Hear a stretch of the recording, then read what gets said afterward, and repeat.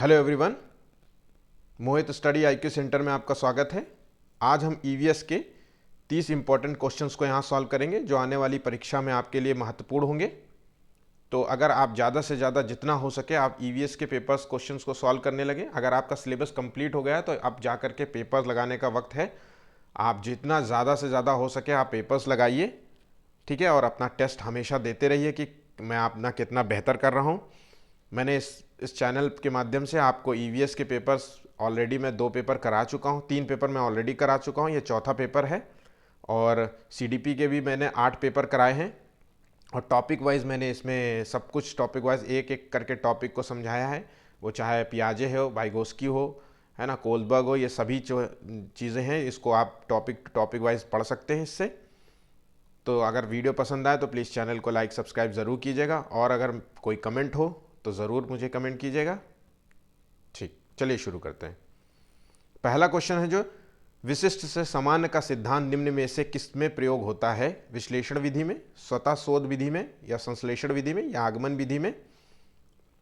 तो इसका आंसर है डी नंबर, आगमन विधि में इसका प्रयोग होता है। विशिष्ट से सामान्य जो है इसमें क्या होता है, पहले जो है विशिष्ट होता है फिर सामान्य होता है। मतलब क्या है, पहले व्यक्ति को जो किसी समस्या हो तो उदाहरण के द्वारा सबसे पहले विषय के जो है अर्थ को समझाना चाहिए, ठीक है। फिर अन्य उदाहरण से उसका सामान्यीकरण प्रस्तुत करना चाहिए। जैसे समझ लीजिए कि जैसे क्वेश्चन है कि भोजन क्यों जरूरी है, तो हम एक एग्जाम्पल से समझाने की कोशिश करेंगे कि जीवों को भोजन क्यों ज़रूरी होता है, ये विशिष्ट हो गया। फिर अंत में एक समझाने की कोशिश करेंगे कि सभी जीवों के लिए भोजन की आवश्यकता होती है, ये सामान्यीकरण है, ठीक है। तो आप समझ गए होंगे आगमन विधि का मतलब क्या है। नेक्स्ट क्वेश्चन, प्राथमिक स्तर पर जो है मानचित्रांकन जो है सिखाने से शिक्षार्थियों में निम्न में से किस कौशल को बढ़ावा मिलता है? साफ सुथरा रेखांकन, गणनाएं और अनुमान, माप के अनुसार चित्रण करना, या सापेक्ष स्थिति और दिशाबोध की जानकारी? तो इसका सही जवाब है सापेक्ष स्थिति और दिशाबोध की जो जानकारी होती है। मानचित्रण का मतलब है मैपिंग से रिलेटेड है। जब आप किसी बच्चे को मैपिंग सिखाते हैं तो उसको ये बाकायदा पता होता है कि जैसे हम इंडिया का मैप बच्चों को दिखाएं तो वो समझ पाएगा कि उत्तर प्रदेश कहाँ है, दिल्ली कहाँ है ना, और आसाम कहाँ है। और उसको ये भी जानकारी होगी कि उत्तर प्रदेश जो है किस दिशा में है। तो इस चीज़ को उस दिशाबोध की जानकारी होती है, ठीक है। समुदाय एक महत्वपूर्ण शिक्षण और अधिगम संसाधन है क्योंकि यहाँ सोसाइटी की बात हो रही है ना, समाजीकरण की बात हो रही है। समुदाय जहाँ पे ग्रुप बहुत सारे लोग मिलकर के रहते हैं तो ये एक सस्ता और सुलभ है। या बुजुर्ग लोग जो है बुद्धिमान है और उनके पास समय है, ये वास्तविक परिस्थिति में सीखने का अवसर प्रदान करता है। और कोई भी समुदाय में उपलब्ध समस्त ज्ञान को बिना आलोचना के स्वीकार कर सकता है। तो इसका सही जवाब है वास्तविक इस परिस्थिति में यह सीखने का अवसर प्रदान करता है। समुदाय में जो है बहुत सारे लोग मिल के रहते हैं, तो उसी को जब हम किसी समुदाय में रहते हैं, जैसे चाहे वो परिवार हो, परिवार भी एक समुदाय है क्योंकि वहाँ पे माता पिता, दादा दादी, चाचा चाची सभी लोग रहते हैं। तो उन सभी के जो है और उन सभी के जो है नॉलेज को हम ग्रहण करते हैं, ठीक है। वो एक संसाधन के रूप में है, अधिगम के रूप में हम सब कुछ सीखते हैं, ठीक है। घरों में जो है खाने पीने की चीज़ों को कैसे सुरक्षित रखा जाता है, इस विषय में बच्चों को उपयुक्त जानकारी कहाँ से मिल रही होती? बाजार से, टीवी से, परिवार से, अखबार से? तो इसका सही जवाब है ये परिवार से इसको जानकारी मिल रही होती है बच्चे को, क्योंकि परिवार समाजीकरण की जो पहली प्रक्रिया होती है वो परिवार से ही होती है। तो परिवार से ही वो चीज़ों को सीखता है कि खाने पीने की चीज़ें फ्रिज में रखनी चाहिए, ये चीज़ फ्रिज में नहीं रखनी चाहिए, है ना। तो ये सारी चीज़ें हैं अपने परिवार से सीखता है, कुछ माता पिता से सीखता है, कुछ नाना नानी से सीखता है, कुछ दादा दादी से सीखता है, कुछ चाचा चाची से सीखता है, ठीक है। तो उसका संपूर्ण जो विकास जो है शुरुआती तौर पे वो परिवार से ही होता है, घर से ही होता है। कथक जो है किस क्षेत्र का जो है शास्त्रीय नृत्य है? ये बहुत इंपॉर्टेंट है, इस टाइप के क्वेश्चंस हमेशा पूछे जाते हैं। आप देखिए उत्तर भारत, केरल, आंध्र प्रदेश, तमिलनाडु, कुछ साल पहले ये क्वेश्चन आया था। तो इसका सही जवाब है ये कथक जो है वो उत्तर प्रदेश का शास्त्रीय नृत्य है। कुछ और नृत्य के बारे में जान लेते हैं।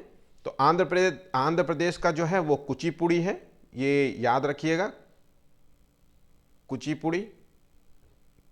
और तमिलनाडु का जो है भरतनाट्यम है,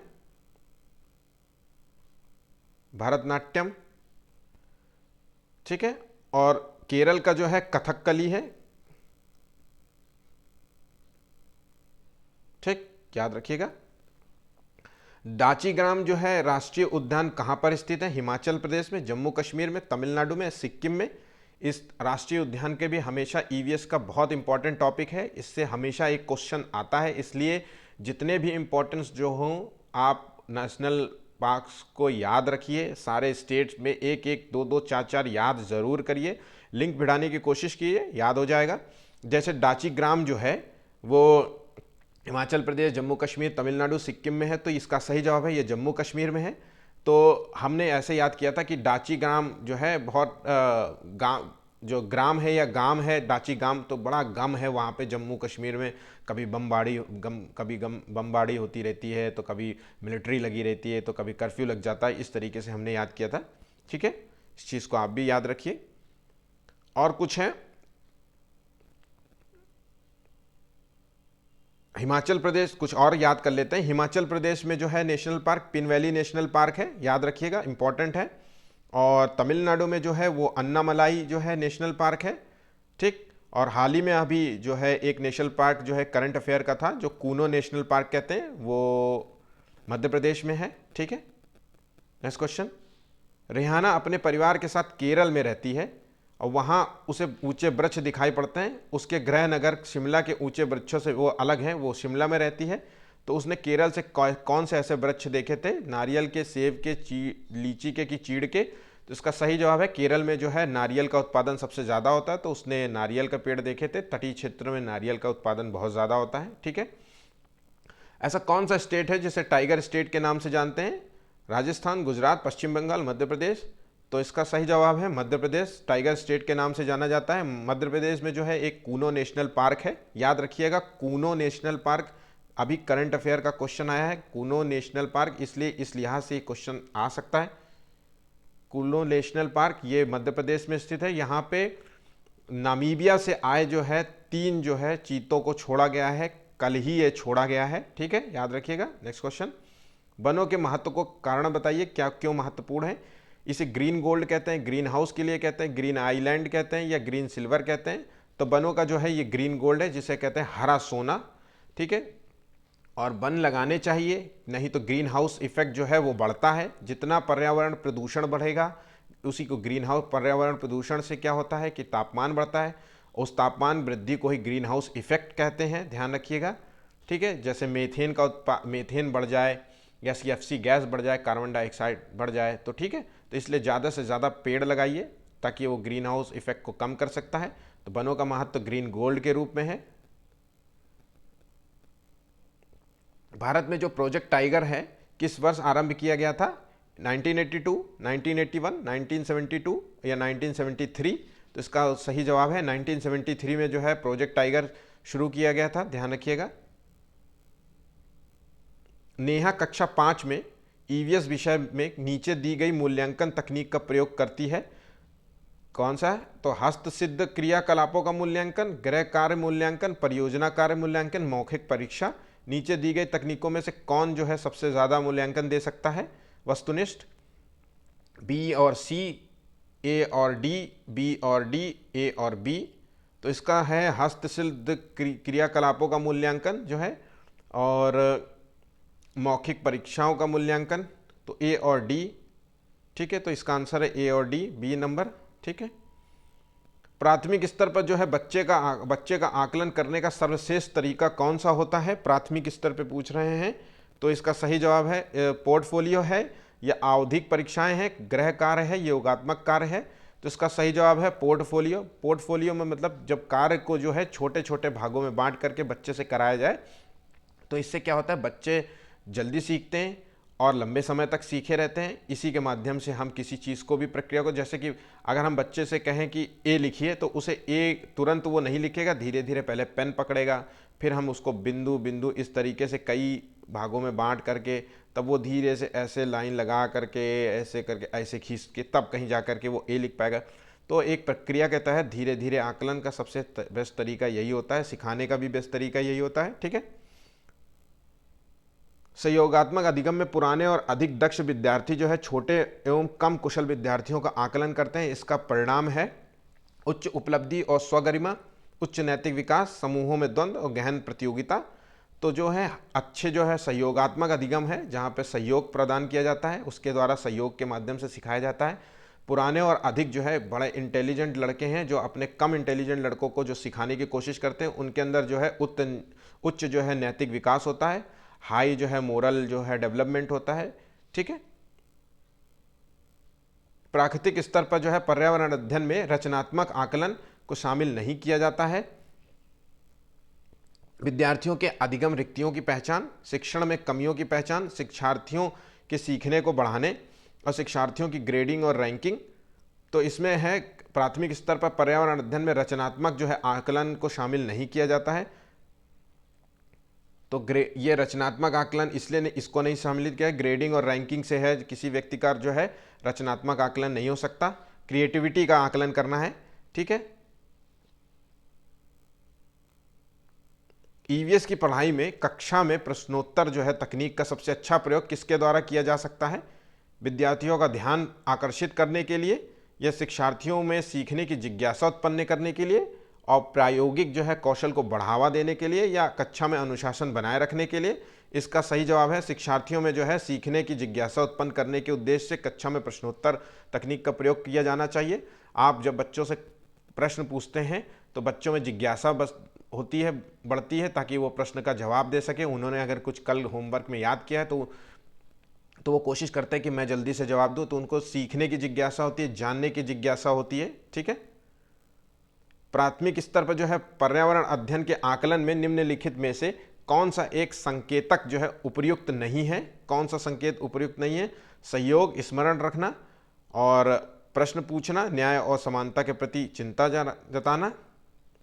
तो यहाँ प्राथमिक स्तर पर जो है तो स्मरण रखना जो है वो संकेतक नहीं है।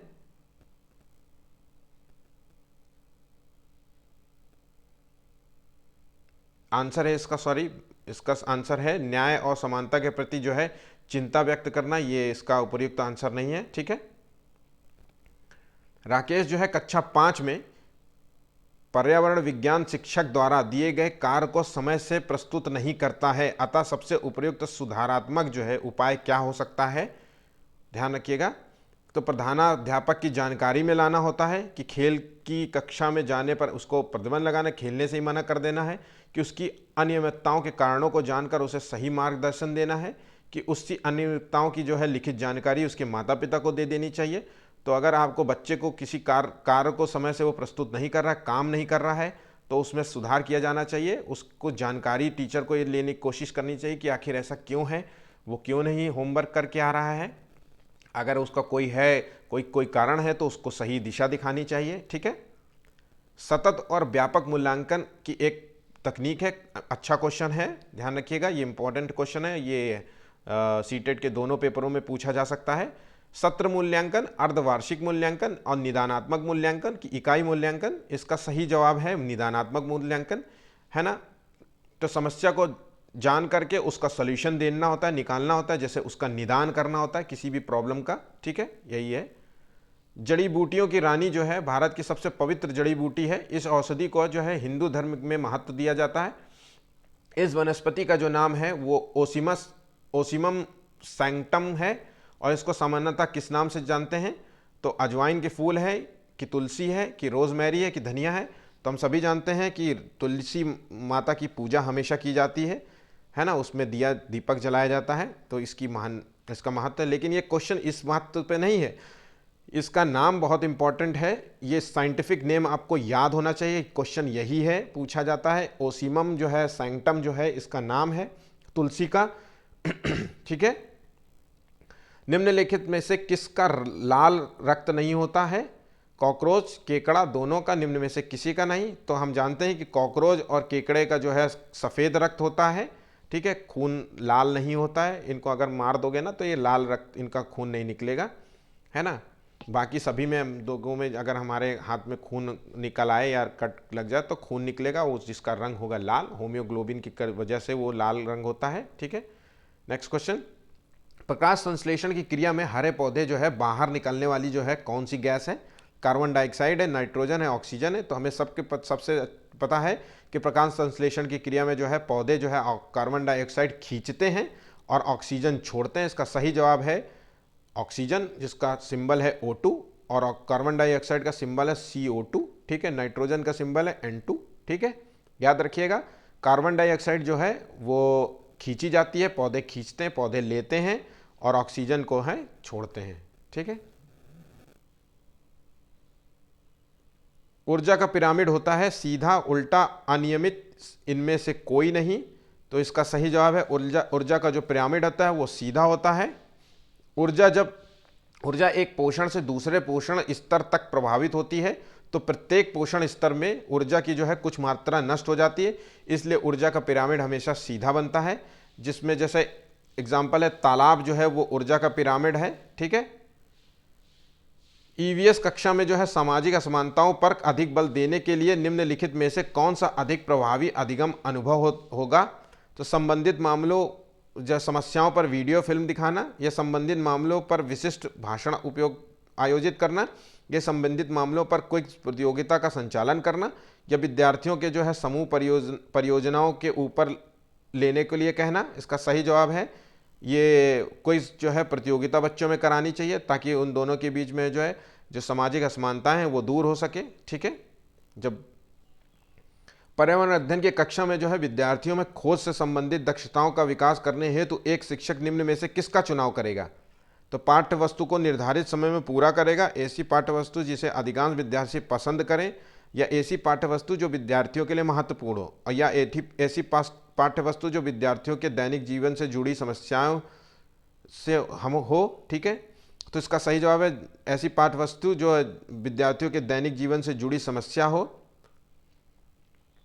ठीक है। प्राथमिक स्तर पर जो है पर्यावरण अध्ययन के लिए कौन सी विधि प्रभावशाली होगी, इसमें पूछ रहा है।